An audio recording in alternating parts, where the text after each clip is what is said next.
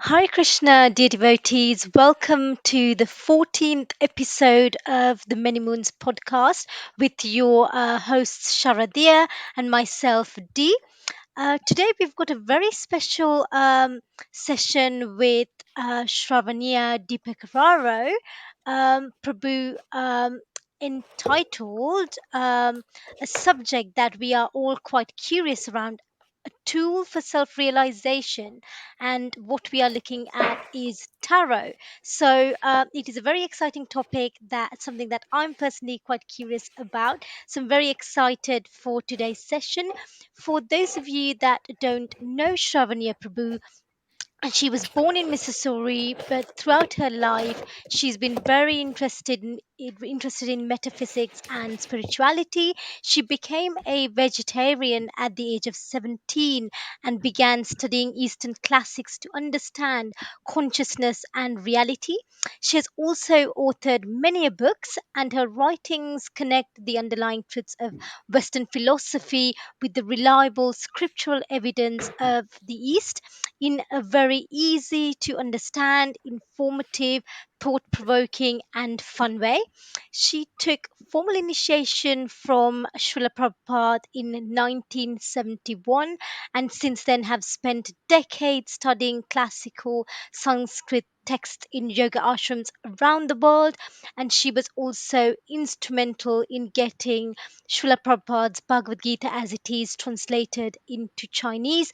In 2006, she published a study guide for the English version of her guru's seminal work entitled Basic Bhagavad Gita, An Introduction to Bhagavad Vedanta. Now, the revised version 2017 second edition is available in an ebook format. In addition to Bhakti, her services to Bhakti Yoga, she has also taught Hatha Yoga in the Far East since the 1983, and in the 90s, she was one of the first professional yoga teachers in Hong Kong. Sravaniya has also been an astrological and psychic consultant since 1992, and her clients include people from all walks of lives and diverse cultures. She's been featured in a variety of publications, including the Asian Wall Street Journal, the South China Morning Post, Hong Kong Standard, and many other very prestigious magazines, and also on the CNBC and her local television and radio channels. So thank you ever so much, Shamanya Prabhu, for giving your time very generously to join us today. And we are very, very excited to start our 14th episode of the Many Winds podcast entitled Tarot, a tool for self realization. So, Shardia, please take us away. Okay, thanks for having me. Well, you're supposed to ask me questions, isn't it? Yes, we will be. All right. So, um, what would you like me to start with? We would like to start and ask what is tarot, because I think most of us have heard about it and we might have a little bit of understanding what it is, but what is it really? Mhm. Well, tarot, it's, I've got some notes here um, to help me convey good information. Tarot is a deck of cards. All right. It was originally, when it got to Europe, they called it tarocchi.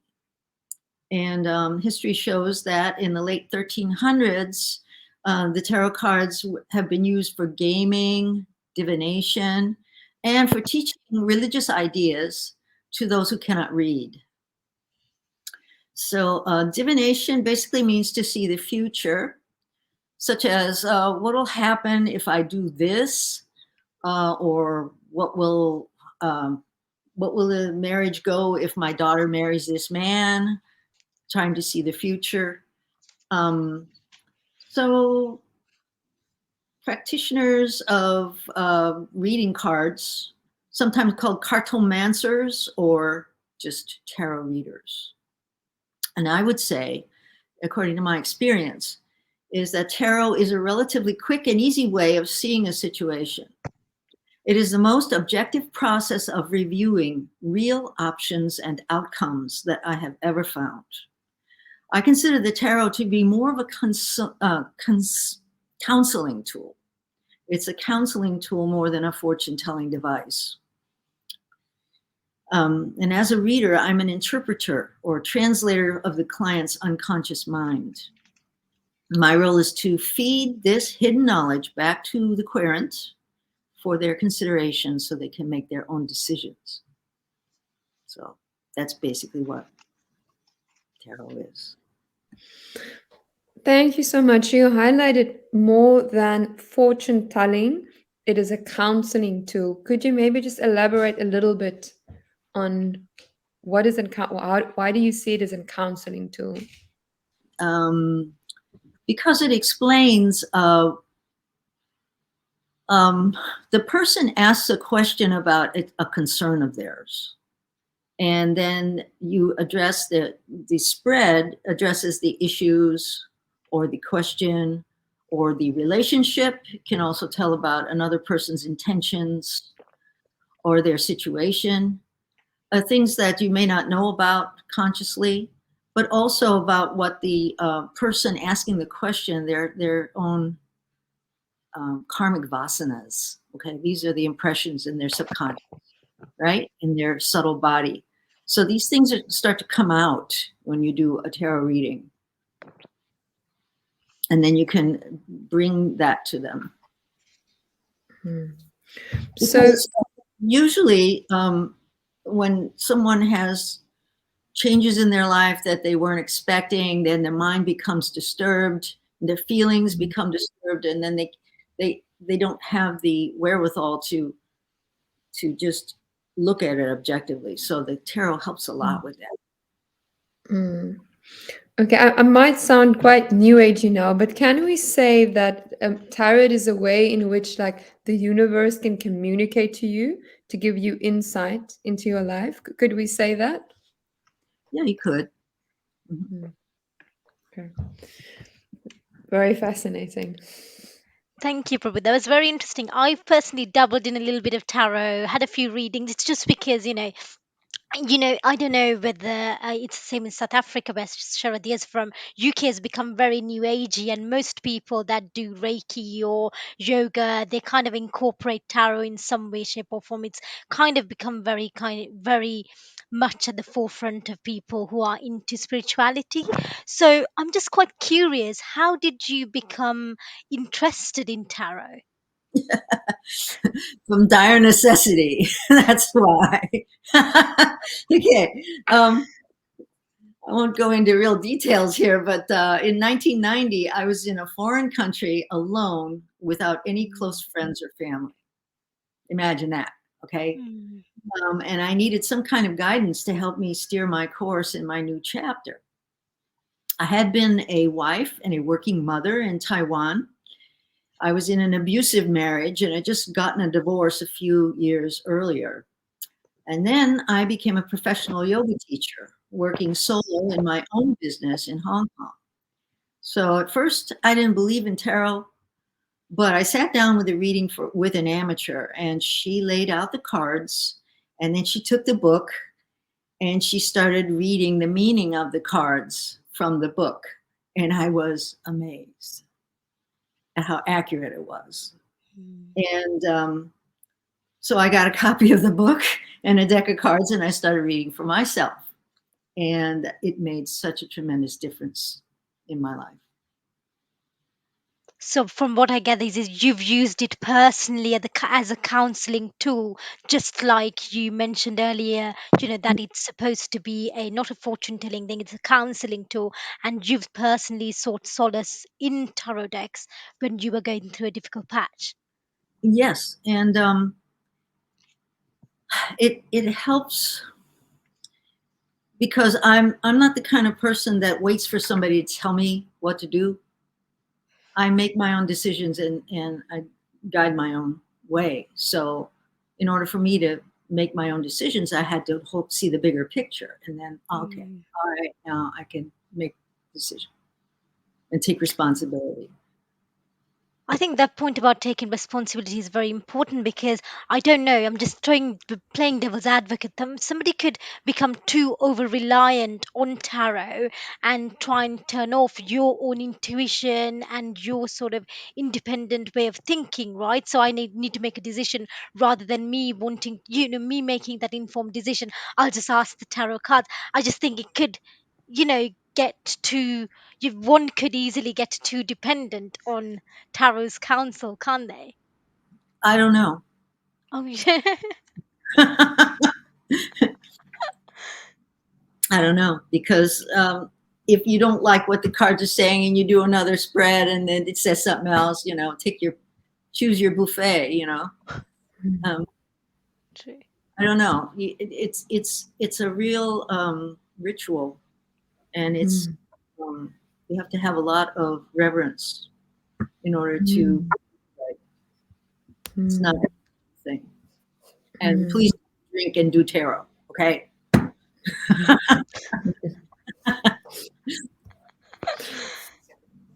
Thank you so much for for sharing that, Prabhu. I do like the point that you made that similar when we would approach a knowledgeable person and we would ask them for guidance, and then we have to have a mood of respect to actually benefit, from the guidance that they give. I think in the same way, when it comes to this ritual, we also have to approach it with a bit of respect.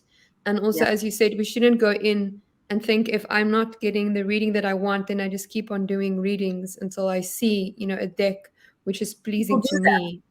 People do that. Okay. But that's probably not approaching it with the most ideal attitude. But not according to my experience, and I Mm, don't recommend it.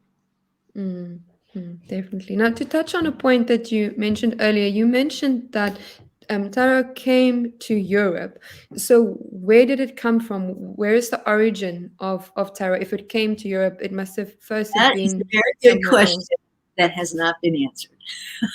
Hmm. Okay, the tarot cards came over the Silk Road with merchants who came back to Italy.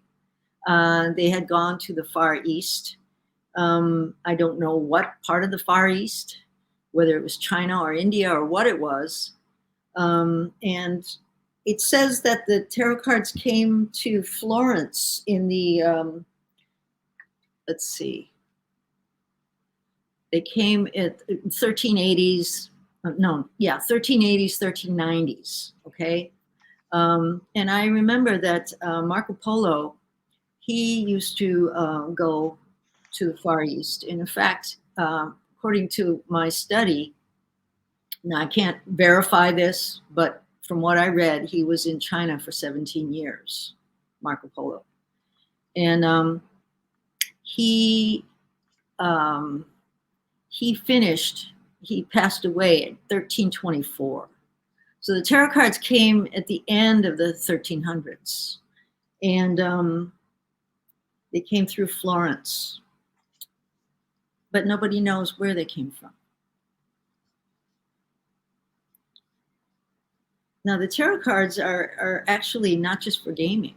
They're actually concerned with the human quest for wisdom, for Mm, psychic growth, for ultimate spiritual emancipation. And that's what Srila Prabhupada told us is the real purpose of human life, to get out of the material world and go back home, back to Godhead. And that's what the cards are about, the major arcana. mm, mm. Very interesting. It does make sense that, there's not clarity exactly where it originated from, but we do know that, in the East, there are these different divination sciences. Like I'm also aware of the I Ching, which I think, definitely I think originates somewhere in the East. I think also China. So I think Yeah. I think it's been a more prominent part, of the culture that we are aware of. But what I find interesting that which you mentioned earlier is that it's not that I think any divination science tells you exactly what you need to do, or it doesn't like kind of lay out the steps, but it gives you insight. It kind of like illuminates the situation, but then you still need to act. It's just Yes. creating that. illumination. And if we think about the Vedic culture, I mean, like Vedas means knowledge. It's also that illuminating theme. But then you still need to, even if you have the knowledge, you have the responsibility to take it, to take the Make knowledge and to decisions. make a decision, Yeah, mm, and yeah. to act. Hmm. True.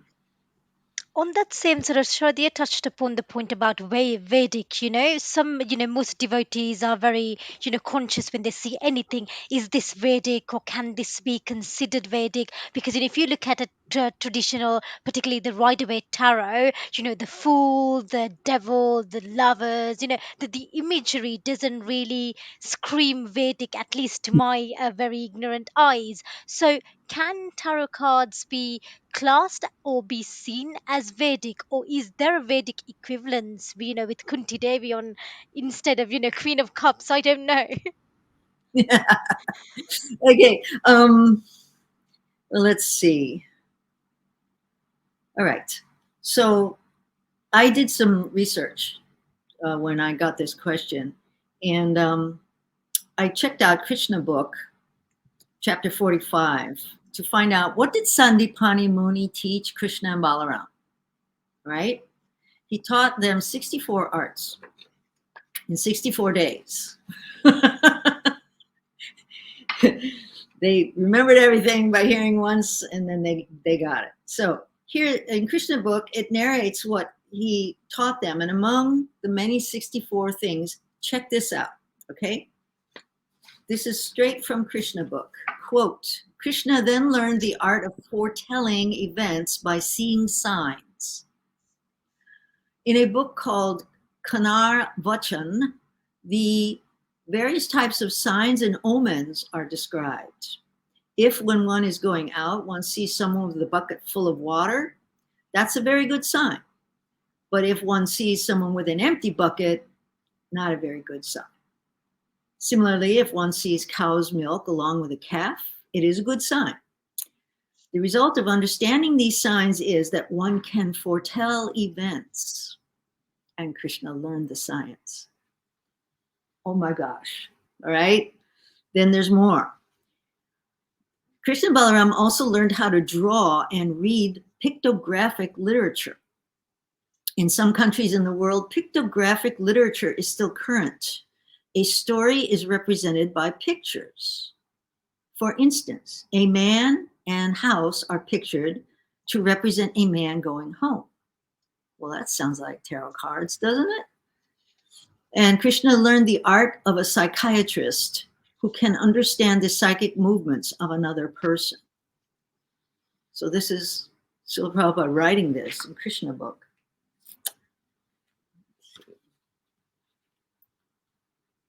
So you wonder if it's Vedic. I'll share with you something that I wrote. I was asked in an interview with Damayanti Prabhu. She asked me, is there some connection between tarot and Vaishnava philosophy?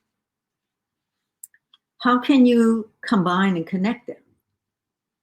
And my response, it's my own experience how they connect, because I studied Vedanta with Srila Prabhupada's books and his teachings.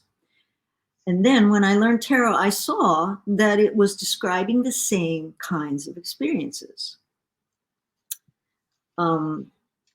When I studied tarot in the early 90s, I could see how they really do interconnect. The tarot gives images of things that I'm reading about in the Bhagavatam. So that's just me. I put it together. I connected them. That's from my book, Blessings and Lessons on the Bhakti Path. Right? This is about Anartha Nivritti. Surviving Anartha Nivritti. Okay? It's a small book. You can get it on Amazon. That was very helpful. Thank you, Prabhu. And also the point about seeing you made about, the the points made in the Krishna Book, chapter 45, and seeing signs.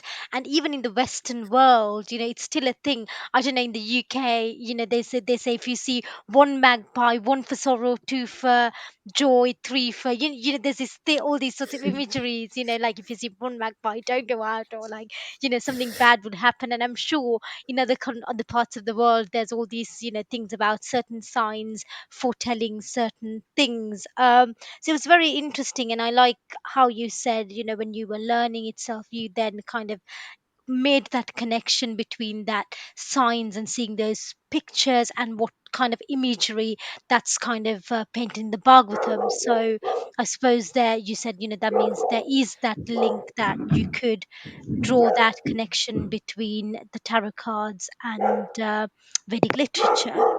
Mhm. Yeah. Mm. So, Prabhu, you also mentioned that you think you saw a connection between tarot and a process on our devotional path, Anatanavritti. So, could you elaborate more on that, and what is the subject of tarot? Could you share more with us? Oh, okay. The subject of the tarot, the major cards, and well, even the minor cards. Right. Let me go through that a little bit. I'd say the cards are like a language describing the unified field of material existence, prakriti. The cards describe the transformations of matter with some indications toward ultimate liberation. And it may be noted that the minor arcana of cups, swords, wands, and coins are images of the four elements: water, air, fire, and earth, which Krishna mentions in the Bhagavad Gita as his inferior material energies. Now, in a deck of playing cards, the hearts represent the cups, which is emotion, water. In a regular deck of cards, the spades are swords, which is thought. The cups are wands, which is urges and action, and the diamonds are coins or physical level. That means objects, bodies, like that.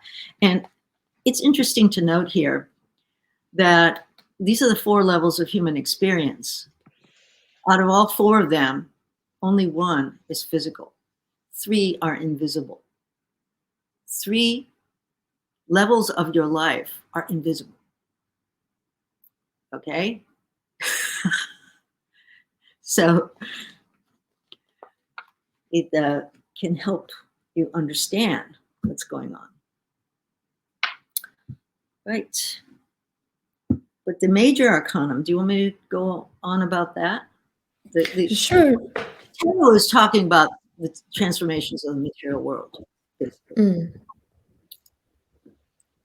No, that was absolutely fascinating for me to hear, even about normal cards. Like I had no like knowledge that normal cards actually, symbolize like the different levels of existence.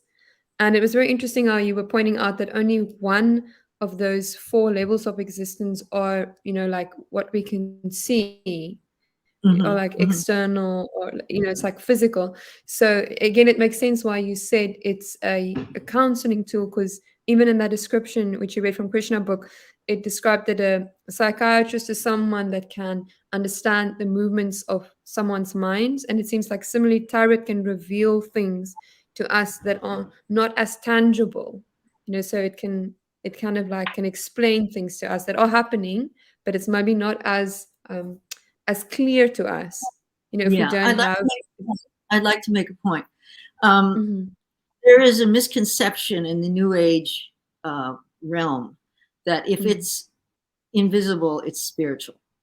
That's not so. There's a whole realm of invisible material world. And it is highly organized.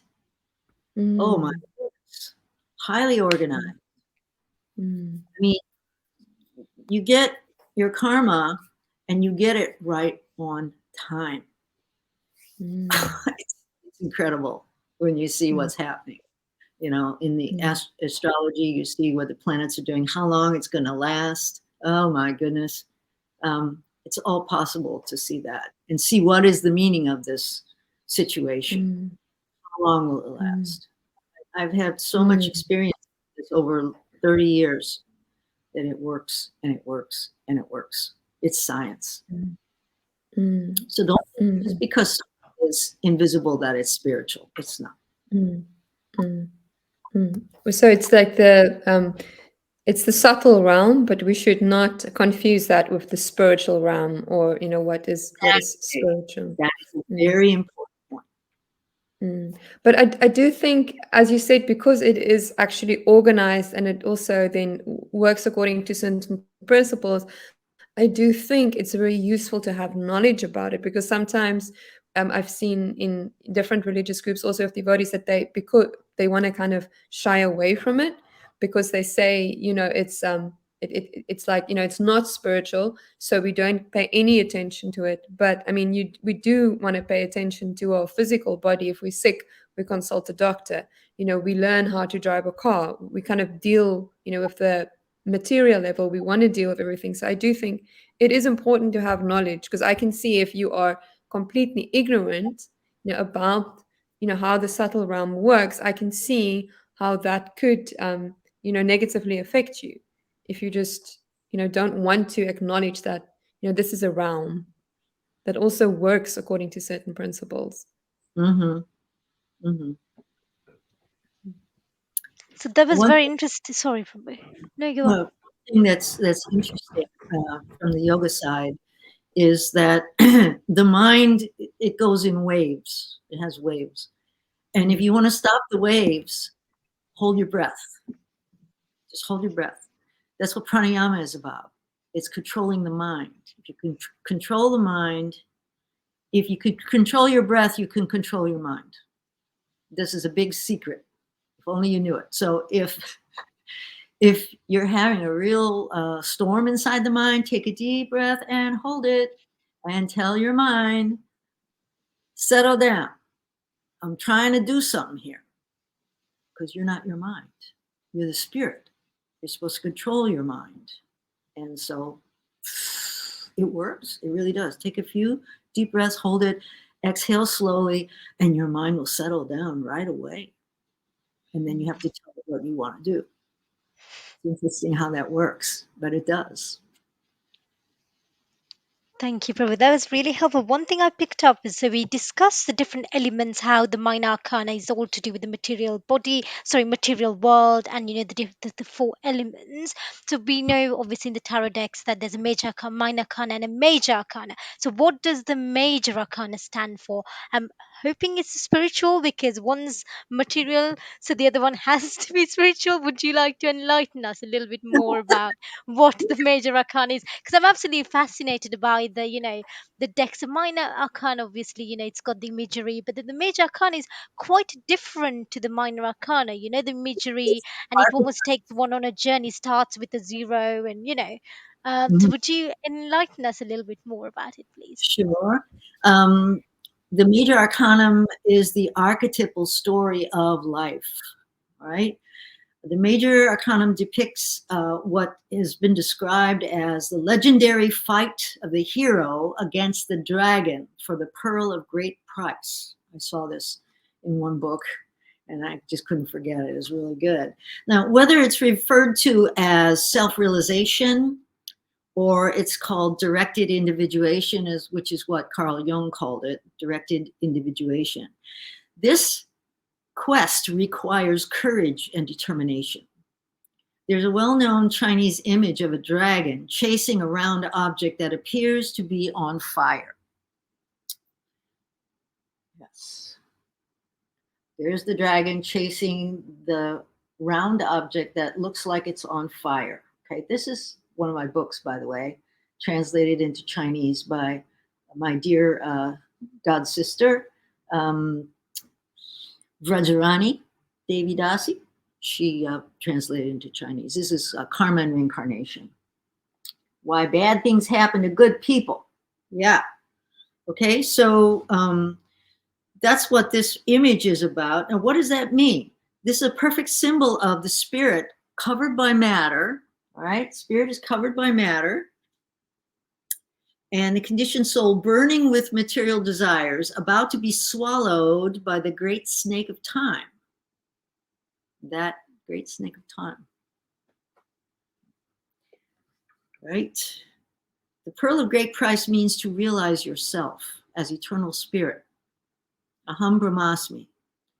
But in order to free oneself from the force of time, one must meet and accept a realized spiritual master who can then train one how to transcend material existence by engaging all one's talents, efforts, and resources in surrender to the Supreme. Now, the Yoga Sutras call surrender to the Supreme Ishvar Pranidham.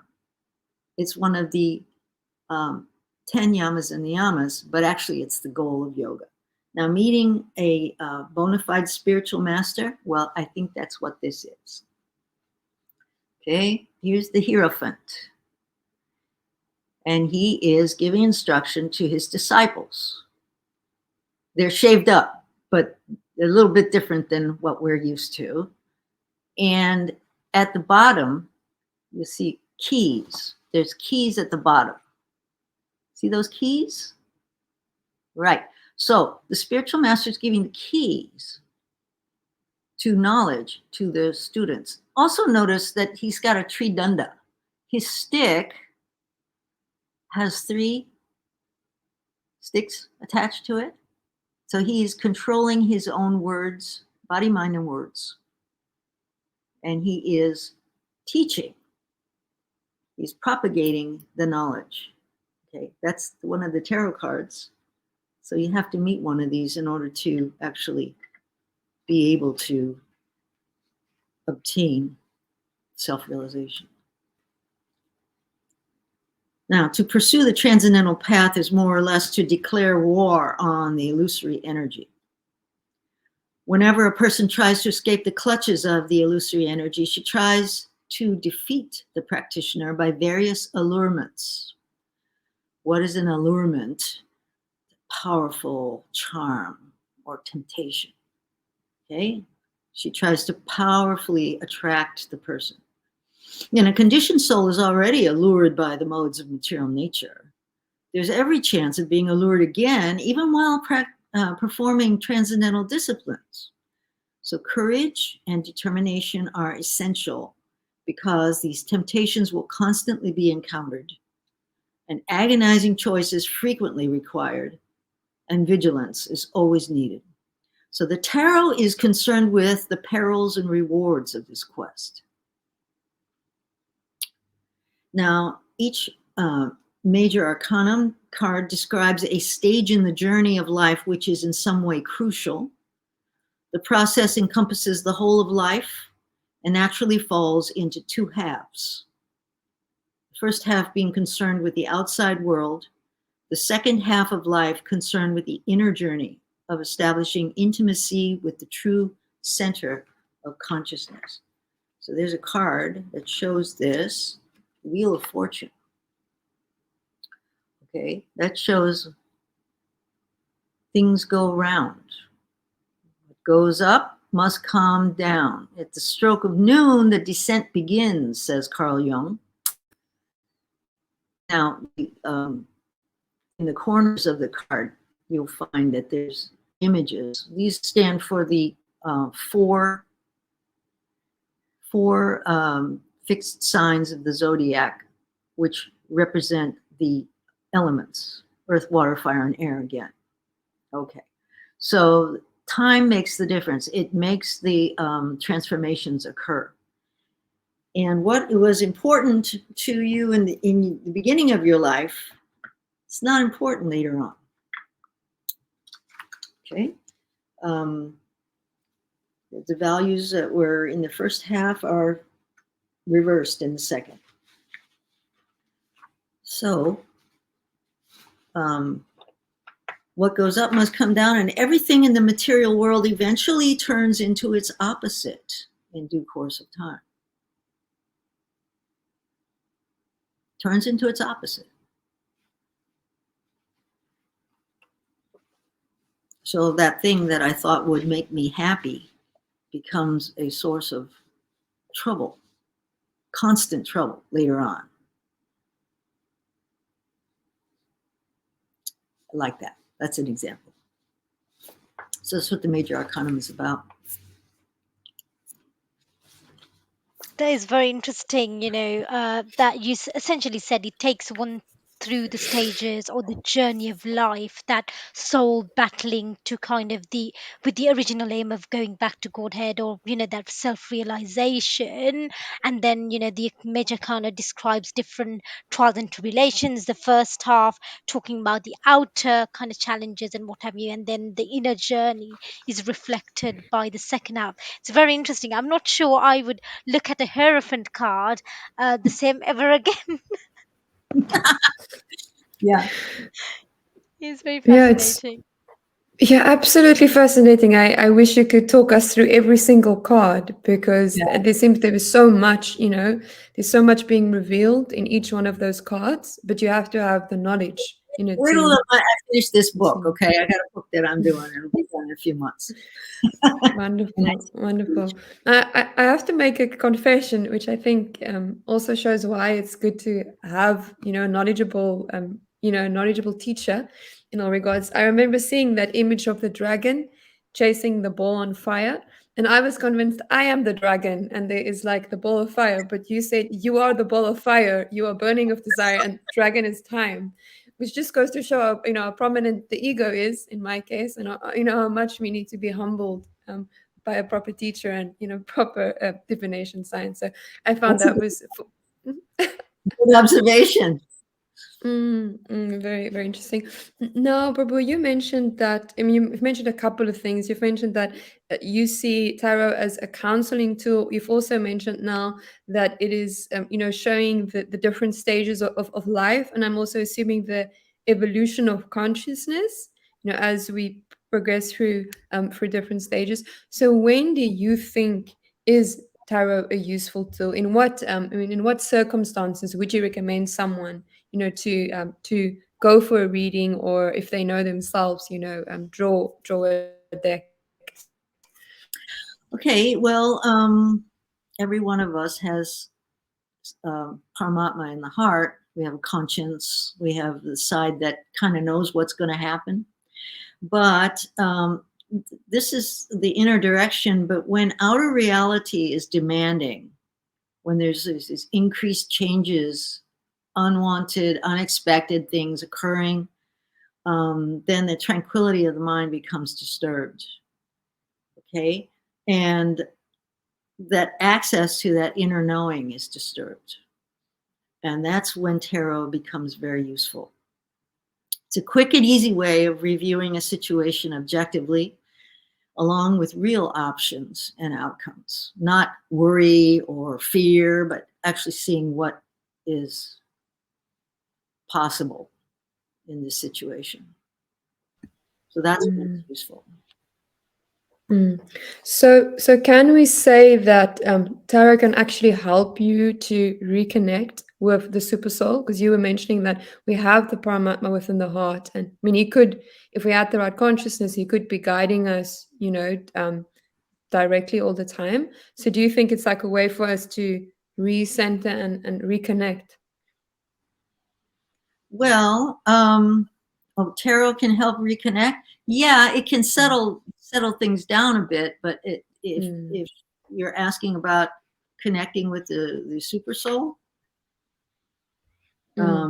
Yes. I went over that.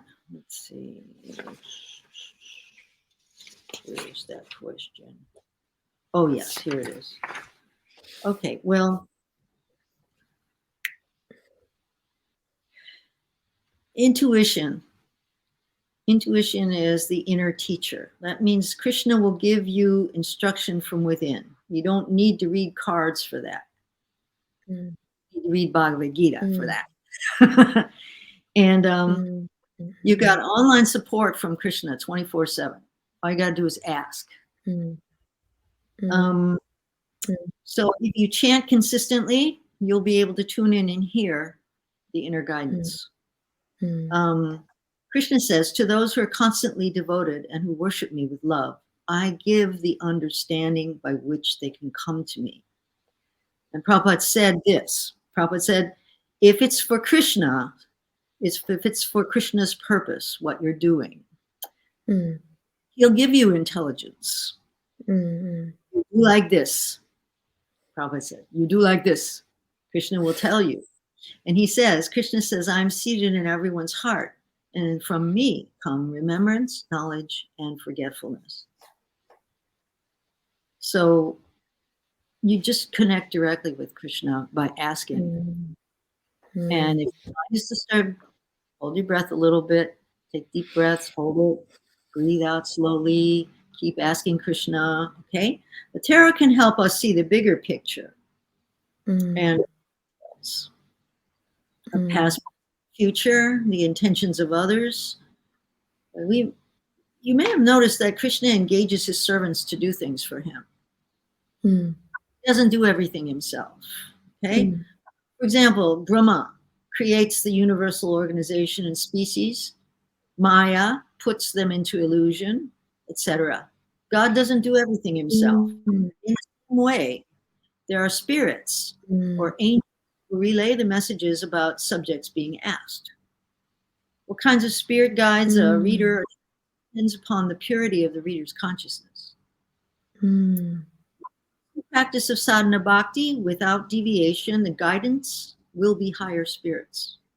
I mm, begin a reading by connecting with spiritual guidance, lighting a candle, and then chanting 3 times Om Namo Bhagavate Vasudevaya. mm, Hands together. And then I defer to guidance. I record the reading and later write what I'm realizing. And as a conclusion, I thank the spirit guides for their with respect. And afterward, I get intuitions.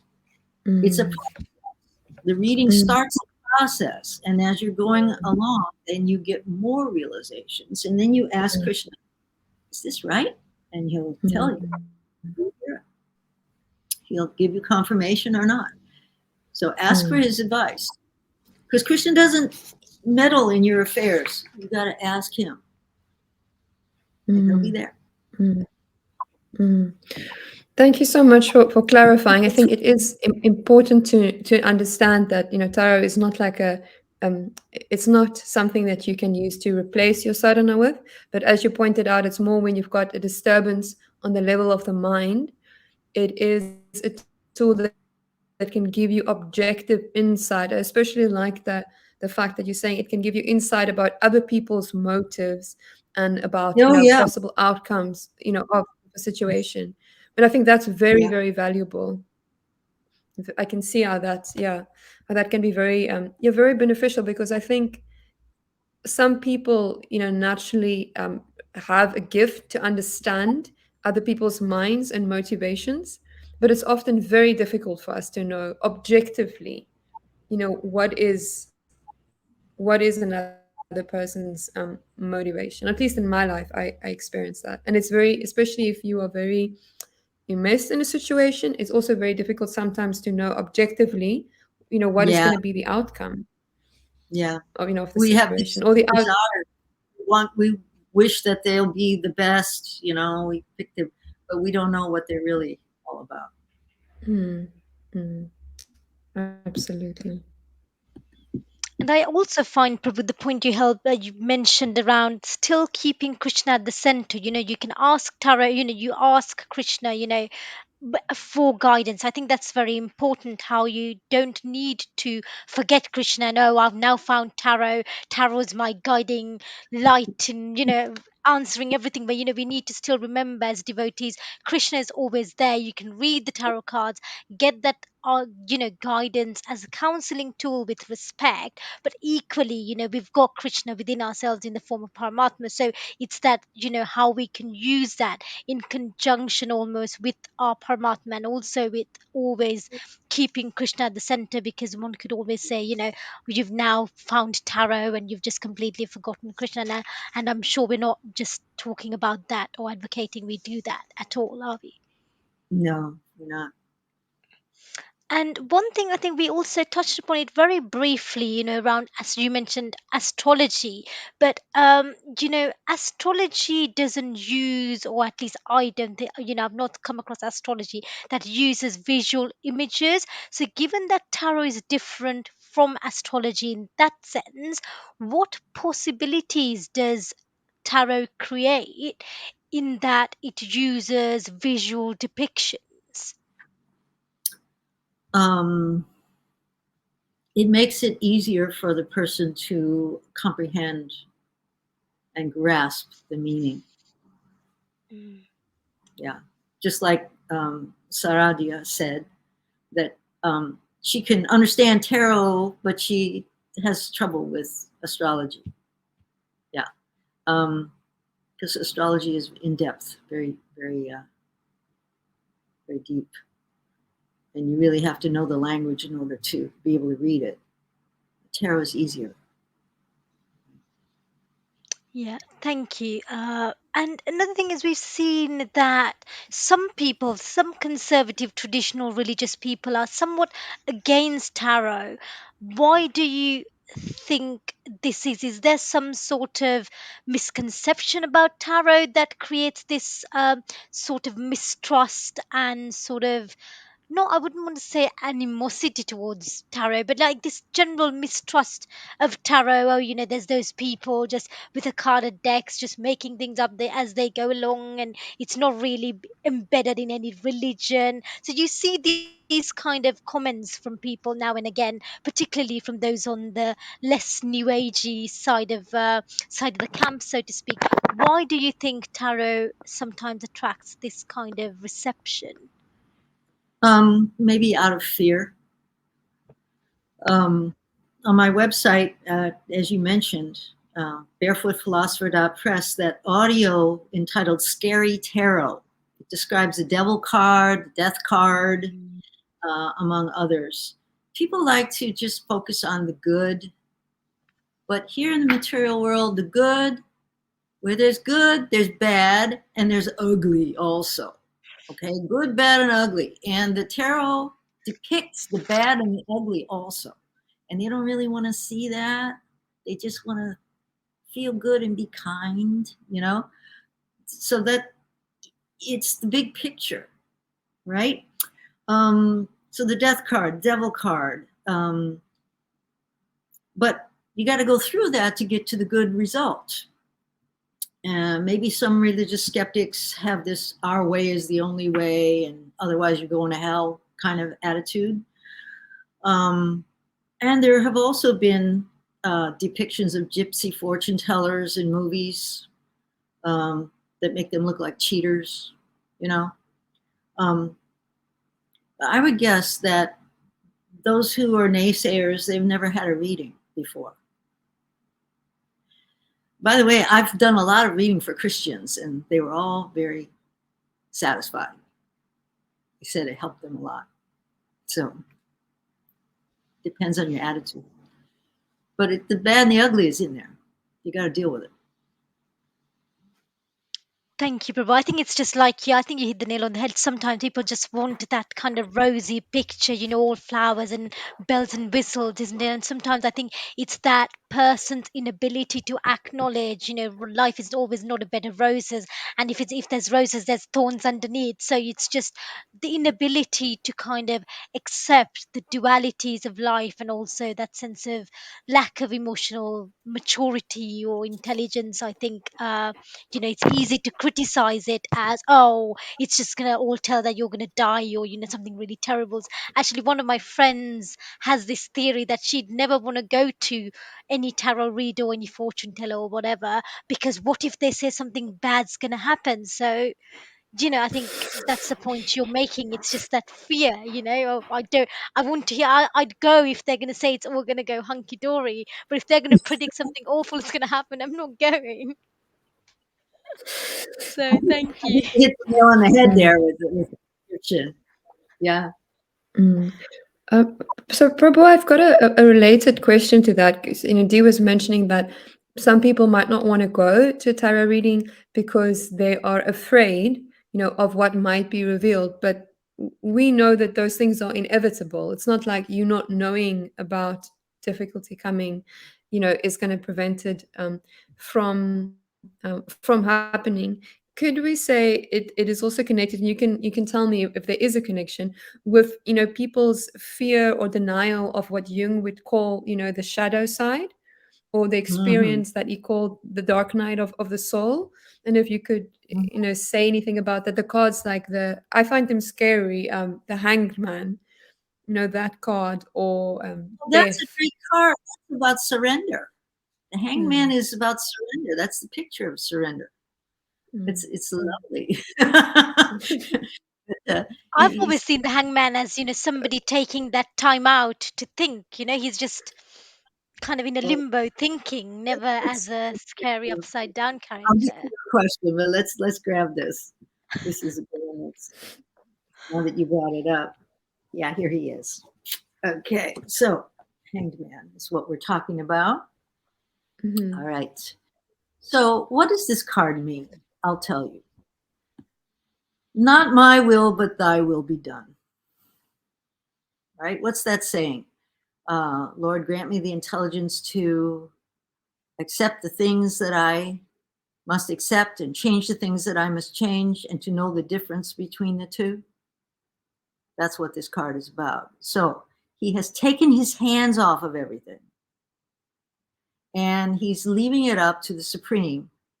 And his perspective has changed completely.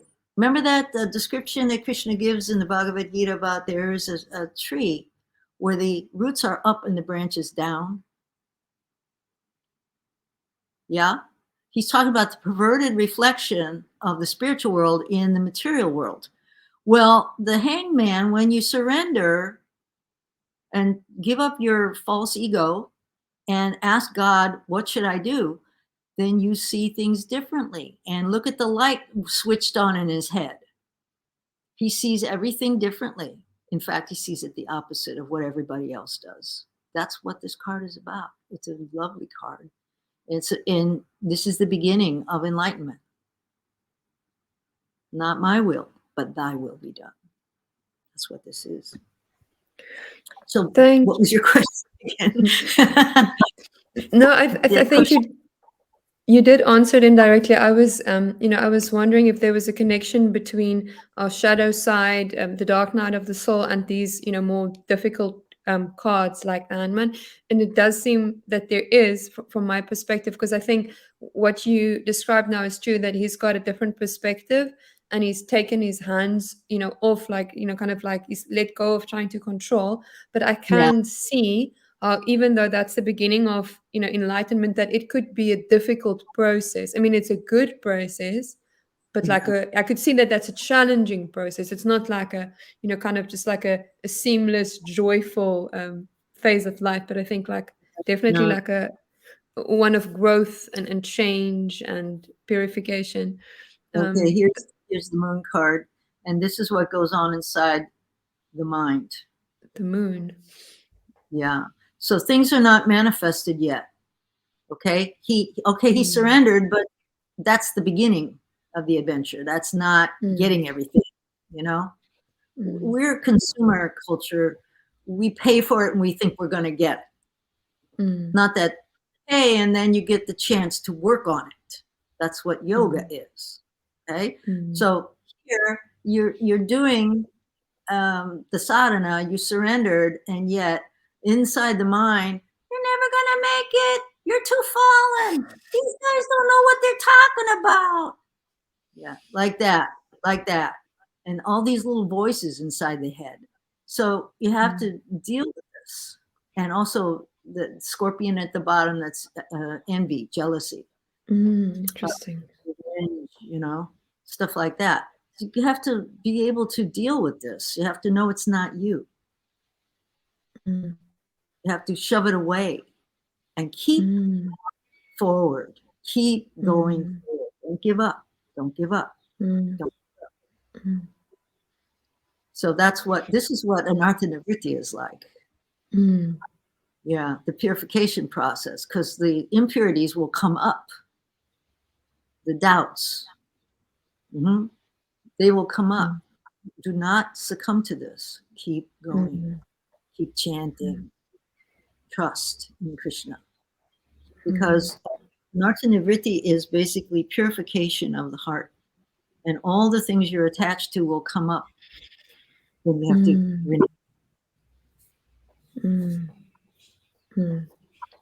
So it's That's a really long trek. Can you imagine? You've been chanting japa and following four related principles for 20 years. You know, and finally your mind starts to settle down a little bit sometimes, but still you don't know.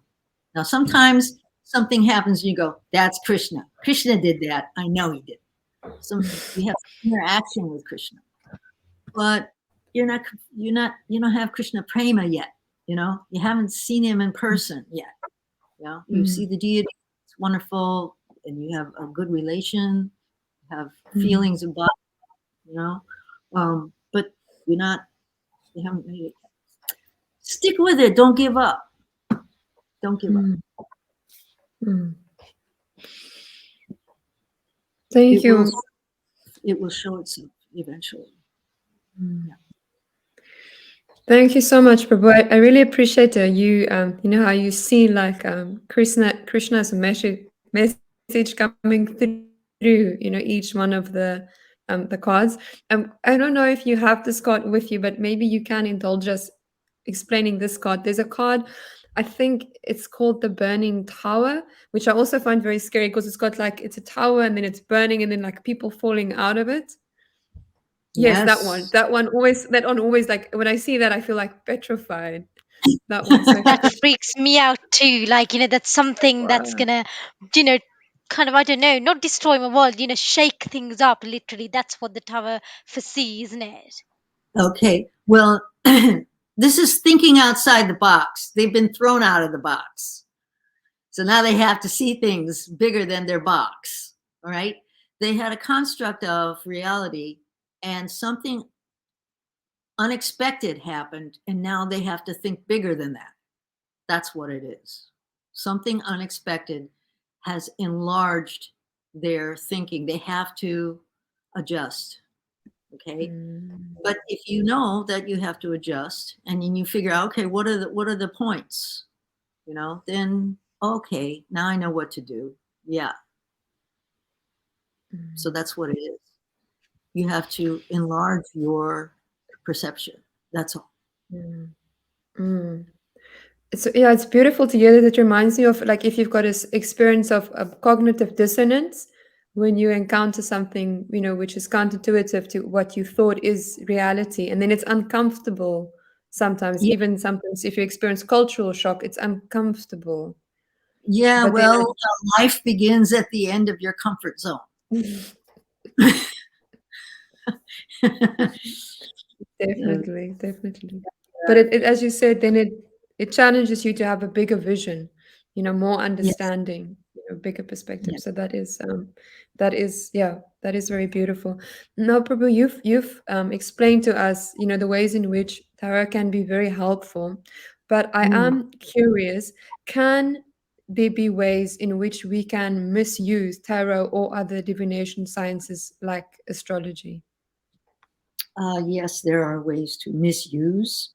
If you use tarot, say I do readings, come to me, and then you do reading and you deceive someone or you swindle them out of money, or you tell them, if you donate a lot of money, then you're going to get this and this and this.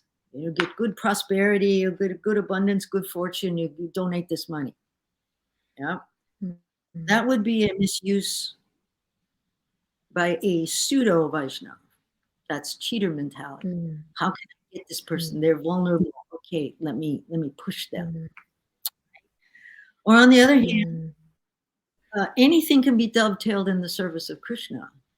Tarot reading can be dovetailed in the service of Krishna, but there's a special character of the reader that needs to be cultivated. It's a useful counseling tool, and it's only a distraction if you don't chant your rounds. If you chant your rounds and then you read, okay, you'll be fine. Mm, mm, mm, mm, mm. Thank you so much for clarifying that. And I think it's so important to know, as you said, that we can use anything in Krishna service, but we could also use anything as a distraction. But it's not about the thing itself necessarily, but it's about our consciousness. And that's why you stressed if you chant before you use it, you'll be fine. But the chanting is always essential. Now, a follow-on question is that you were now touching upon the intentions of the person that's doing the reading. So, Yeah. what are the qualifications or qualities that we should look in if we want to consult someone to give us a reading? Okay. Now the person, okay, the person should be disinterested. They shouldn't have an interest in your situation. They should not have. You understand what I mean? Mm, They have nothing to gain from telling you this or that. Okay. The reader is supposed to be a transparent via medium for the querent to find the answers to her questions. And then that person can make, the person asking the question can make their own decisions about what to do. The reader is not supposed to tell you what to do. mm, They show you what is possible and you make your own decision. Any reader who tells you what to do, they're no good. All right. Truthfulness is important. Srila Prabhupada writes about truthfulness in Bhagavad Gita.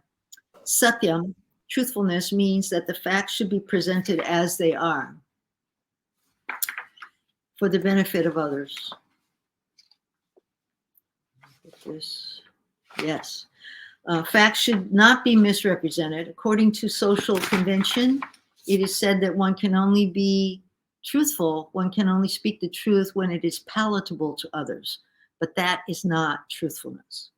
The truth should be spoken in a straightforward way so that others will understand actually what the facts are. If a man is a thief, and if people are warned that he's a thief, that is truth. Although sometimes the truth is unpalatable, one should not refrain from speaking it. Truthfulness demands that the facts be presented as they are for the benefit of others. So the reader has to be truthful. All right. Then there are Brahminical qualities. I looked up the Brahminical qualities, and all of them seem to be necessary for a good reader. Peacefulness, self-control, austerity, purity, tolerance, honesty, wisdom, knowledge, and religiousness. These are the qualities by which the Brahmins work. So that's the 18th chapter, 42nd verse, Brahminical qualities. Then there's Krishna's description of knowledge in the 13th chapter, verses 8 through 12. And this is the cultivation that leads to extraordinary character: humility, pridelessness, nonviolence, tolerance, and simplicity. I won't read all of them, but steadfastness and self-control. If the reader sees something that's coming that is not very nice, he's got to figure out how to explain this. But I have to tell the truth to my querent, right? Steadiness and self-control, absence of false ego, renunciation of the objects of sense gratification, even-mindedness amid pleasant and unpleasant events, constant and unalloyed devotion to me, resorting to solitary places, detachment from the general mass of people. There's a lot more, but the Brahminical qualities and the qualities of knowledge, anyone who wants to be a tarot reader needs to cultivate these things in order to be proper. And devotees have to cultivate these things too. Let me just share a real quick thing. I was asked by a devotee once to give a donation for Gurukula. And he told me that it was for the kids. And so I gave some money. And later on, I found out that that money didn't go where he said. So it's not just tarot that can be misused. Collecting donations for buildings, for schools, for there was a it said, oh, for devotees who are dying, we have some facilities. Please give a donation. And there was no such place back in the 70s. There was no such place. So it shouldn't be dishonest about these things. This can be misused. Anything can be misused if it's. Oh, they say the money's for this, and then they use it for something else. No, no, no, no, no. Be honest. Okay, that was just my little thing. So honesty and all these other things are important for a reader. Mm. Thank you so much, Prabhu. I think what became clear is that if someone wants to consult it, whether it's a tarot reader or an astrologer, there is also some responsibility on their side to take the proper time to understand if the person is qualified, because these, qualities that you mentioned, I think, Mm, if you just find someone online or you just meet them once, you might not necessarily actually know, whether this person, is Brahmanical, whether they, are free of ulterior motives, etc. So I think you also have to be conscious. You can't just rush, into it, and mm-hmm, you need to take time and carefully select someone. And if you mm, don't, then I think you're also partly accountable, for getting a reading which might not be as beneficial, for you. yes. Because one thing I've seen, and I'm not necessarily saying it's always wrong, but I've seen of astrologers multiple times that they will, recommend jewels, but then they also sell the jewels. And then the moment someone's selling the jewels, then I become like a little bit suspicious, because usually they recommend like very expensive jewels, Oh and my. by the way, I happen to have it, you know. Um, so I don't know if that is an example of someone that has a bit of a ulterior motive there. I think could be classified. Yeah. Yes, yes. Well, And I also yeah. no, I also found it interesting that you were emphasizing the importance, of someone having the proper character, because I Yes. think sometimes we might find a person who might have the knowledge, like say again with astrology, I've met people that really have a lot of knowledge about astrology or even tarot, they have a lot of knowledge, but if they don't have the right character, now I can see how that becomes problematic. Also, if they're not, have some insight how to deliver the message, because it's for me it's like a very kind of like, as you said, it's like a counseling tool. So you almost need to have psychological insights and emotional intelligence, to know how to share the reading, how to share what you're seeing, in a way that is going to benefit the person. Because I've also heard some instances where astrologers have made certain predictions in people's lives, and it's completely thrown them off, off course. So, I'm like, I remember some person told me that an astrologer told them that they are going to leave their wife, because they are going to go through some like Venus Rahu, period. And I was thinking that's, it's like obviously you could probably see something like that, but just to say it could cause so much, damage. Instead of maybe saying it, you're going to go through a phase where you might be distracted, but it's important to understand and value your commitment and honor your commitment to your family. So I'm just thinking it's so important to know to get someone that has that sensitivity and This is and this counseling is a Brahminical action. It's a Brahminical um, mm, thing, and you can't go to someone who's dishonest. mm, I mean, the Brahmin is what the head helps you mm, understand, right? So if this is really not a head, but it's a leg, you're asking the leg, what should I do? And it goes, sit down. You know? You got to pick the right person, and referral to hear from other people about their experience. Yeah, that's very good. That's very good. And I mean, real brahmanas are also quite rare in society. And I Oh know yeah, often many people tooth think they're dragon brahmanas, and they're so rare. mm, they're very, very rare. I mean, a real, not someone that just has some Brahmanical tendencies or, some Brahmanical characteristics, but a real Brahmana. I find them very rare. Because also you mentioned that detachment, that they are not invested in the advice that they're giving you. Yes, And yes. that is very, very, yeah, very rare.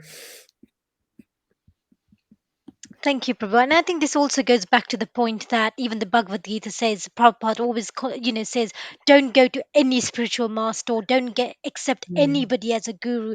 Go to somebody that's bona fide, right? So I think the same principle applies in terms of, if you're seeking counsel from somebody through whatever divination tools or decks are, you need to find that person that's authentic and that is a, truly qualified person with good qualities.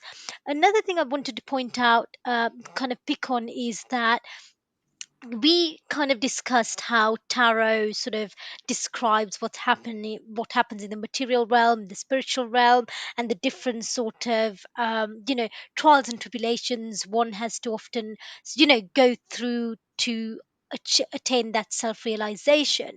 So can tarot actually also provide somebody with insights to understand their life purpose and understand what certain life lessons they need to learn? Ah, okay, yes. Um, okay. For those kinds of questions, I turn to astrology and numerology. The astrological chart is a blueprint of purpose in time and space. How does this thing work? This is my body and mind. How does it work? What is it made for? That's in the astrological chart. It shows the karmic statement. It's like a bank statement. How much good karma is in there? How does it work? How much not so good karma is in there?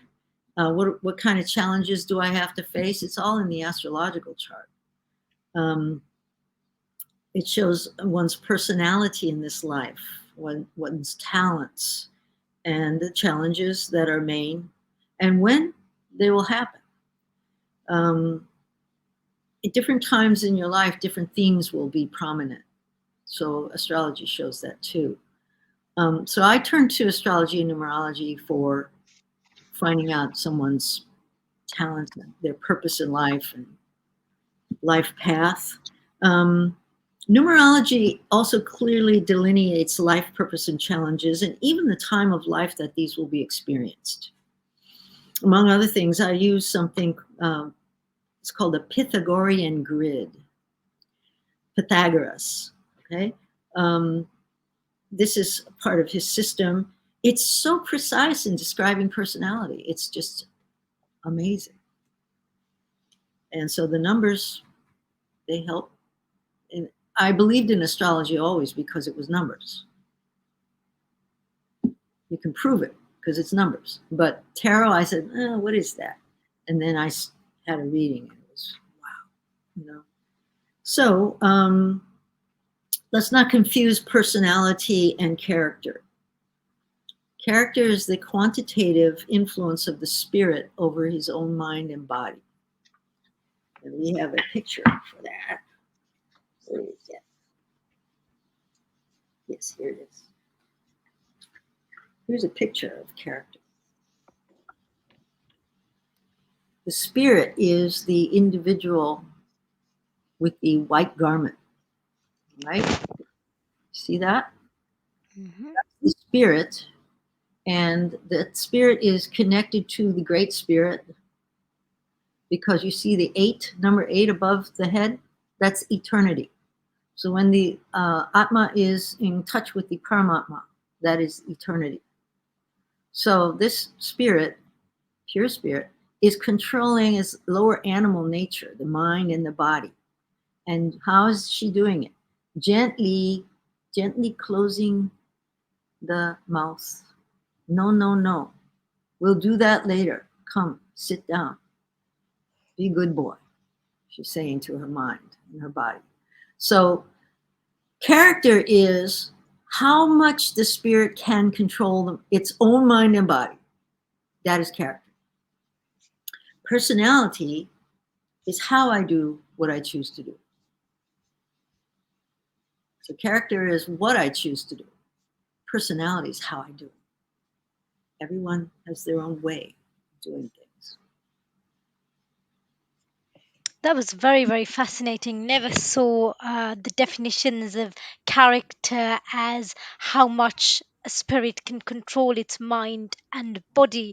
And I think the point you made about astrology, to understand one's life purpose and, the lessons learned, that is more in the realm of astrology from what you said, and numerology. And actually, I've had astrological reading lately, and it is pretty damn accurate in terms of describing. Personality trait. I'm not one for fortune telling, or if somebody says this thing will happen in 10 years, 2 years, waiting for it to happen. But I just genuinely wanted to understand, personality, and because it was really, really helpful. And, because you could, once you understand yourself, then it helps you immensely with your interactions with other people. And, it gave me so much insight into myself than anything has really. So that was very, very helpful. Thank you, Prabhu. Yeah, you have to know what you're made for. So Yeah. Mm. you tend to find that out in your 40s. I'm not good at that. I'm going to quit doing that. I'm going to do this. I'm good at this. Mm, mm, mm, And also some people, the mistakes you make, in finding yourself, some people class it as a waste of time, or we shouldn't be making mistakes. For me personally, everybody's on that journey, that spirit in the image, I'm sure it didn't get to the point of gently closing the lion's mouth, in one instance. It probably got its hand bitten a few times, right? So I think it's everybody's got to go through that journey of taming the lion according to one's personality. The more you let it go wild, the wilder it gets. Till mm, later, almost impossible. So mm, you gotta keep doing it mm, steady. mm, mm. But I must say, I also really appreciate the definition you gave of character and personality, because I think it's very useful for when you're dealing with other people. I work in education, so I deal with children, and I think it's so important to distinguish between character and personality, because character is something that you can try and help a child to cultivate and to build and you can change character. But I'm just conscious now that when you say personality is that way of expressing yourself, and that isn't something that you shouldn't necessarily try and hamper or control or adjust too much, because that's not, I mean, it doesn't seem that that's not so important as the character of a person. So allowing that individual expression, but having certain good characteristics, I think is very valuable. And if it's like the soul's ability to control, it means if we can help a child, for instance, to develop better character, the expression of the personality, is going to become more refined, and it's going to become more pure over time. So as a teacher, I found that very, very insightful. It's a very good definition. Now, something that you touched on earlier is that you were saying that sometimes when you look at the tarot cards, you feel that they are like depicting scenes, I suppose, like more like universal archetypal scenes or happenings, which we find in the Bhagavatam. Now, when it comes to the Bhagavad Gita, do you think there is, or have you found in your studies, in your experience, that there are certain tarot cards that kind of depict themes from the Bhagavad Gita? I'm of course thinking about the Chariot, but I'm sure That came there up could be first. many more. Mm, Yeah, the chariot. Well, that describes the chariot and what it's about. Let's see, where is that?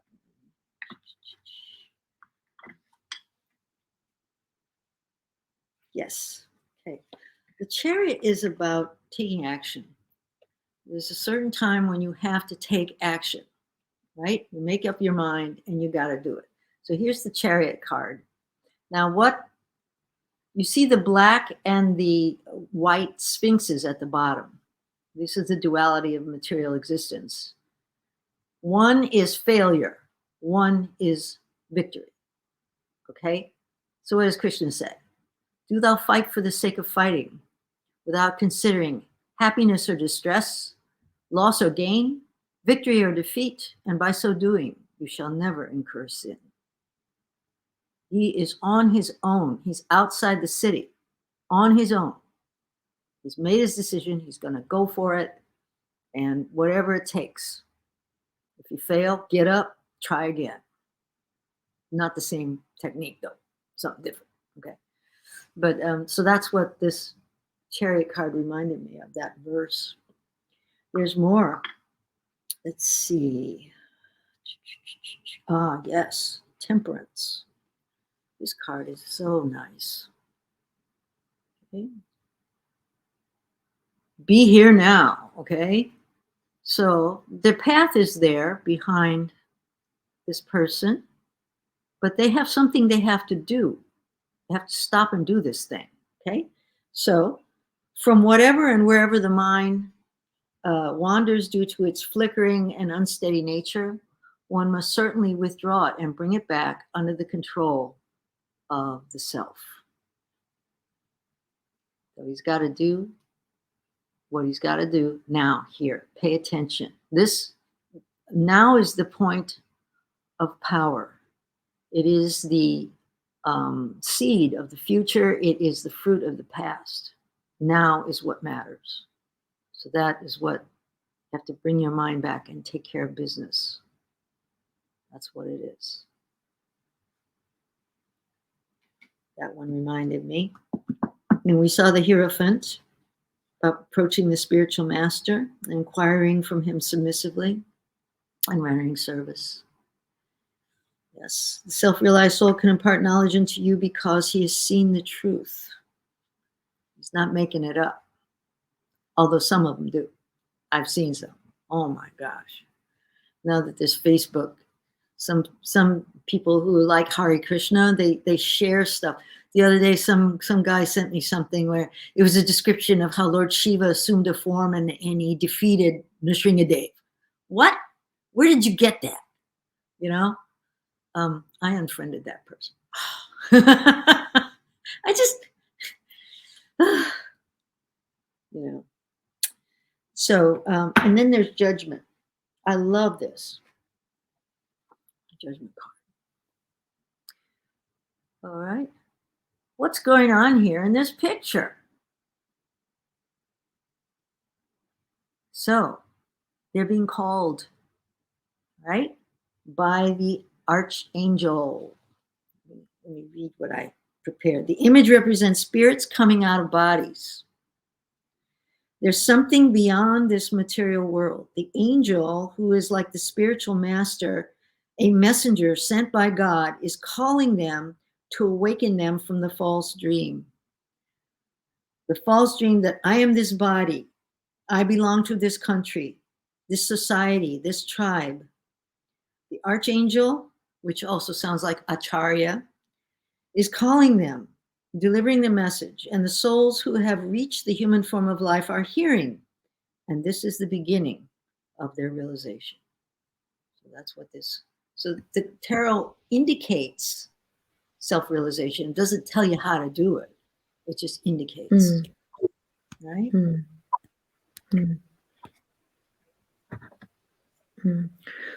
Just one quick comment on that particular card. I found it interesting. You were saying that at the bottom, those figures were like souls, you know, coming out of bodies, and then the archangel is like calling them. And I found it interesting. It seems that in the card, it almost looks like they're standing up out of graveyards. It's like little, it's like Yeah, coming. I found that interesting because I know in Christianity there is this, or some forms of Christianity, there's the idea that you bury people in their bodies. You just bury them because at the end of times when there's the second coming and Jesus is coming, then people actually get resurrected and they're kind of called out of the bodies, which is interesting. But we have a similar theme. I mean, it's just not as literal because Prabhupada did say that, he compared the body, to something that's dead, and identifying of the body, it's like identifying of dead matter. And we need to be almost like called, in terms of the consciousness, we need to be like called from identifying of the body, identifying of the graveyard and, rising up. So I do find it fascinating, these kind of universal themes that seem to be revealed within the tarot cards, which you also see in different religions. Like you also mentioned the archangel, which Mhm. sounds like a chariot, and Yeah. I was yeah, very interesting. And I think it's also interesting that the archangels, from what I understand, it's like you can consult them for guidance, and then they can provide you insights. But I mean, we also believe that about the acharyas, even if they're not physically present. We do believe that we consult them and ask them for guidance, and then they can manifest, and help us. So I do find it's all, yeah, it's all very, very fascinating for me. Were there any more Every time, cards? Sorry, yeah, Prabhu. every time we sit for hearing the Shastra, we call them. We offer obeisances Mm, to the acharyas. Do you think they don't come? mm, They do. mm, mm, They're there. We're asking for mm, their blessing so that we understand. So mm, mm. real Very sadhu sangha. interesting. Any other cards you were asking? Yeah, Yeah, were I there have any one other? that. Okay, What's one that? more. No, I was just wondering if there's more cards related to the Gita. I'm really enjoying this, so want to Yeah, learn. yeah. Okay, Mm. this is Oh. divine wisdom, and it's feminine. Mm. Okay, Sophia, Mm. Sophia. Mm. So she has the Shastra in her lap, right? Mm. So this is divine wisdom, feminine. And she Mm. knows the difference between good and bad. She knows how things operate in the material world, what goes on behind the curtain. She understands that. But she doesn't preach. But if you Mm. find her and you ask her, you can gain the knowledge. You have to go and Mm. approach her, right? So there is a intelligent, wise feminine, and that Mm. needs to be acknowledged more in the organization. Mm. There's a certain kind of woman that doesn't really want to have kids and get married. That she wants to study. She wants to Mm. understand. She wants to do art. She's just not like so many others. Or Mm. maybe she's a wife and a mother, but she has this side of her personality also. Mm. This has to be Mm. acknowledged. There is a wise feminine, Sophia. Mm. Mm. Needs to be It's a encouraged. beautiful card, Martha. Do you think there might be a connection between her and any of our, what we say, Vedic goddesses? Because I know we've got so many. I never thought of it because, I mean, of course, we're thinking of Saraswati, but Saraswati is a Mm. little bit more um, active. This Mm. one is very, very passive. Mm. She's Mm. a knower of secrets, and she doesn't tell them Mm. Mm. unless. Wow. Mm. Mm. And I'm sure we It's, can all think of such women in our communities. yeah, you've probably met a few. Mm. And I agree with you. I think it's important that we create more space an honor for them, as individuals, or as, as you said, as parts of ourselves, because I think it's very much needed, and I think it's a very valuable, a very, very valuable side to ourselves, or those ladies can play a very valuable role within the Yeah. community. Yes. Mhm. So, Prabhu, thank you. That was very interesting understanding. Kind of you made that link between various tarot cards and what's the teachings in the Gitas and how we can try and understand and interpret things. So, kind of keeping on that topic or line of questioning, is there any or what is the value of interpreting our experience through the universal themes of tarot? Because we did talk about different themes or things that the tarot would, kind of ask us to kind of explore. So, what benefit can we gain from exploring our different life experiences through the themes that the tarot talks about? Well, I think that the best thing is to understand the lesson to be learned from a situation. What am I supposed to learn from this? The tarot can reveal that very clearly. Go beyond the waves of the mind and rise above desires and emotion and rise above worry in order to see the bigger picture and making an informed judgment possible. You can't make an informed judgment if your mind is, yeah, but I really got to have that. Oh, what if I lose it? Oh. So to realize that you're not alone, but that similar experiences of material existence are faced by each and every one of us. Everyone goes through what you're going through. Ah, and it's up to the individual to face the results of his own past actions and take responsibility and do the right thing, always considering the will of the Supreme as his best path. Yes, the will of the Supreme. I want what Krishna wants. What the Lord wants, I will make happen on this earth. Yes? And what does he want? He wants people to hear his holy name. He wants people to chant and hear, read Prabhupada's books. Yeah? So this is the magician. And you see how he's in touch with the Supreme? He's got that number 8 above his head. The Atma is in touch with the Paramatma. He's connected. So he wants to make God's will happen on this earth. So this is what Prabhupada did. Huh? He's connected. And he's using cups, coins, wands, and swords. Everything that he's available, he uses. So, Prabhu, is the object that he's holding up, is that a sword That is in a his wand. hand? That Oh, is a that's a wand. wand. Okay. Okay, he's a Yeah. musician. Okay, that makes sense. A A magician. magician. A magician, Yeah. not a musician. Let's Mm. see. Yep. But I've never noticed. You mentioned that two cards we always see. The strength card and the magician. And magician is one of my favorite cards. Kind of infinity of potential, or it's you make your own kind of a little bit like the fool. That leap of faith card. But I've Mm. never really noticed so many infinity signs. So that connection with the divine, the spirit. Nobody really. I mean, no, I'm sure there are people that read look into cards like yourself. Read into it. But normally, if you see that card, I've never paid so actually spotted so much connection to divinity, and that like you said, the spirit trusts the divine, that infinity sign representing that.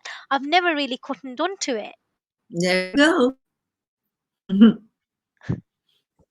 which is really interesting. And I think another point you mentioned, probably, I think the point around look at what lessons are there to be learned, and I think that is where the fear that we mentioned or touched upon earlier comes from.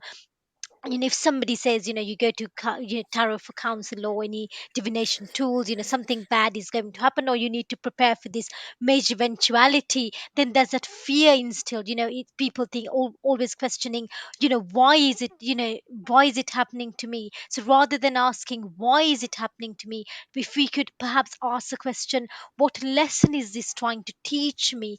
That change of mindset can often, I think, improve people's relationship, not just with tarot and divination cards, but even counsels. Sometimes people just go to a counselor, they tell them, what's wrong. People are not just prepared to listen to it, not prepared to learn those lessons, and people often get stuck in that vicious cycle of repeating one's mistakes. So that idea of, approaching the tarot as, what lessons are there to be learned, I found was really, really helpful, Prabhu.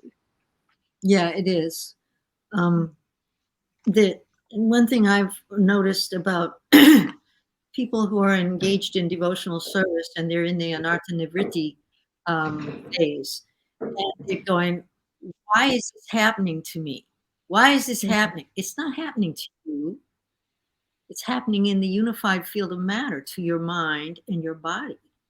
And when Krishna sees that someone is serious, okay, then he tells Maya, okay, I got this.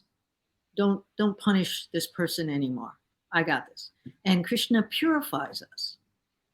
What we go through is purification, and it is surgically removing our attachments. Surgically removing attachments. Right? And it's very important to go through it, and you learn the lessons and you don't go there again. So that feels like punishment, but it's not. And this is what I talk about in my book, Blessings and Lessons. He's not doing this to me. He's not doing it and he's not doing it.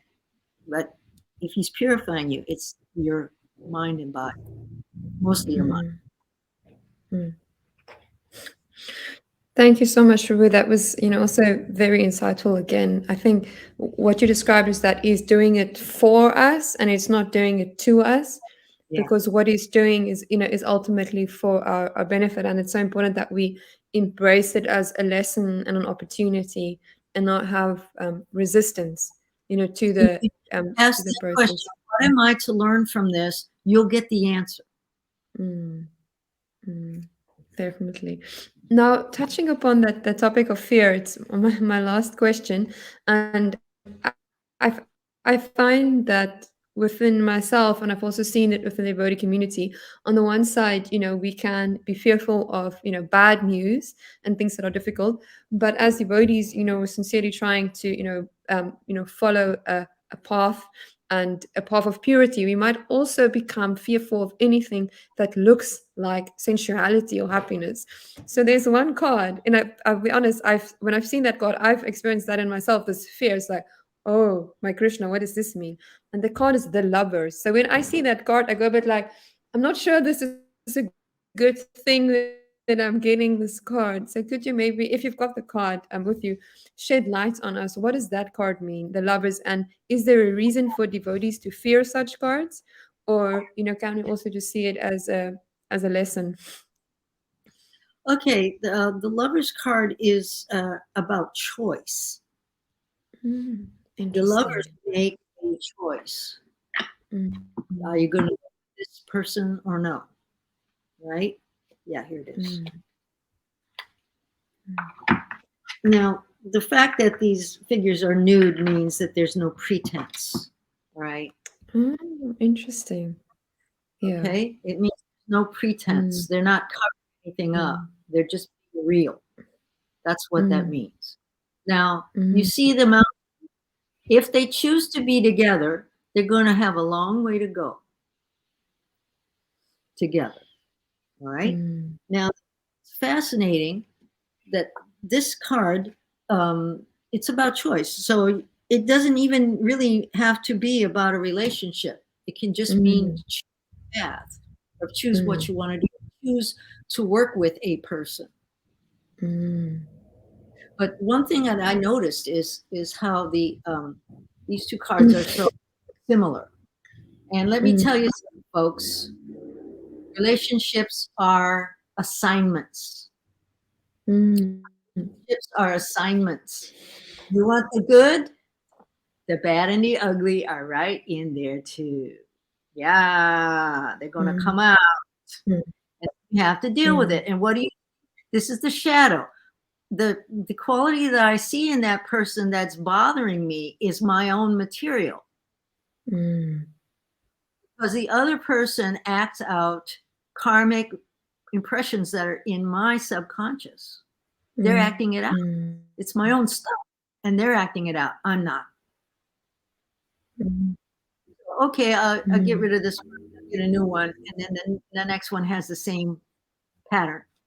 And you go, what's going on? It's my material, right? Mm. So Mm. if this is relationship, then this is going to come along. Mm. There's a song Mm. by Phil Collins. It's called "That's All." Mm. That's a perfect description of the devil card. That's all, right? Listen to that one, and you'll get it. Mm. Thank you so much, Prabhu. It's been so interesting speaking to you. I personally feel I've learned a great deal, and my understanding of tarot has definitely been expanded. And I think I've also increased my appreciation, for the actual depth of the meaning of, each one of the cards and the important, signposts there are to, indicating which lessons there are to be learned.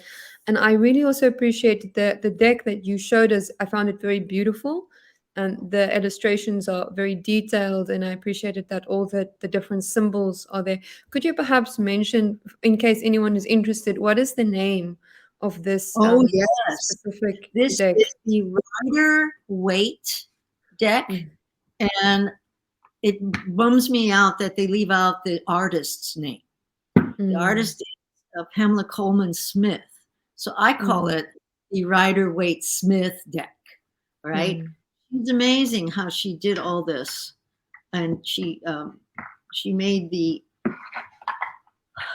pictures, because in the original tarot decks, like a 5 of swords will just have 5 swords. And Mm. there's nothing to tell you what it means. But she's Mm. on a picture to give you immediately an idea of what it means. So Mm. she's done a fabulous job. And her, so this is Rider Waite, Riderwaite, and you can get it on Amazon if you want. Mm. Mm. It's, Thank it's you. the one that I recommend to my students when I teach them how to read. It's a beautiful deck indeed. So, thank you so much again for joining us. We appreciate, giving us your precious time. I know you are a busy lady. You're a very active lady. Always seeing you doing so many things online still, and of course, working on future books. So, thank you very much. We also just want to draw attention to that. If anyone would want to reach Sravaniya Prabhu, you could find her. I think the best way is her website, The Barefoot Philosopher. We will leave the link. And she also has a Facebook page where she does share some of the classes she does from Hong Kong, if I am correct. Her Bhagavatam classes she does there sometimes in the mornings. So please do connect with her, and also have a look at the long list of books she's authored. Some of them are very fascinating, and she also has some audio recordings on her website, and also some blog posts. So please do connect with her. And thank you everyone for joining us. And we are very much looking forward to having our session again next week. Hare Krishna. Thank you, Hari Haribo. Haribol, Jai Prabhupada.